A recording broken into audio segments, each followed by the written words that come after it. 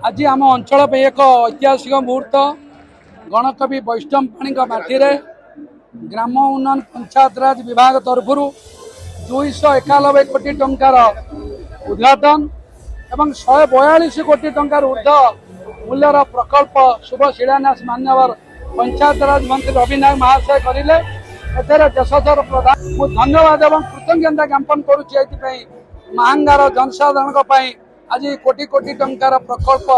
दौरान एवं सबुठ ऐतिहासिक मुहूर्त देशर प्रधानमंत्री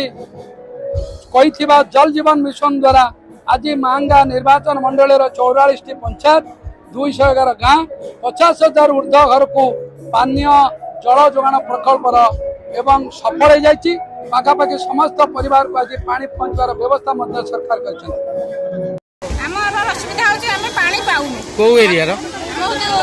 चकमधुपुर बाजीपुरा पंचायत चकमधुपुर ससिला आम गाँव को खाली पानी पाइप पड़ी पानी ना आम हईराण हो रिक्वेस्ट कर पानी दरकार आने आमको कहते 25 वर्ष आज आसिक डिस्टर्बांस कर 25 वर्ष है पानी पाई नु पानी तो पाई उद्घाटन कहीं गले प्रदर्शन करने मुख्य उद्देश्य हूँ आमर जो पानीय जल प्रकल्प रही संपूर्ण कराई माँ निर्वाचन मंडल में जो पानीय जल प्रकल्प 2020 मसीह पूर्वतन मुख्यमंत्री श्रीजुक्त नवीन पट्टनायक उद्घाटन करते 200 कोटी टंकार प्रकल्प था प्रत्येक घरे घरे 44 पंचायत प्रत्येक घरे घरे पानीय जल नलकूप मध्यम से स्वच्छ पानी पाइबापी व्यवस्था करते प्रताप जेना नेतृत्व में यही प्रकल्प चली प्रकल्प संपूर्ण नवा पूर्व से तरबंद भाव में गोटे उद्घाटन कर गोटे मंद उद्देश्य परिपात हो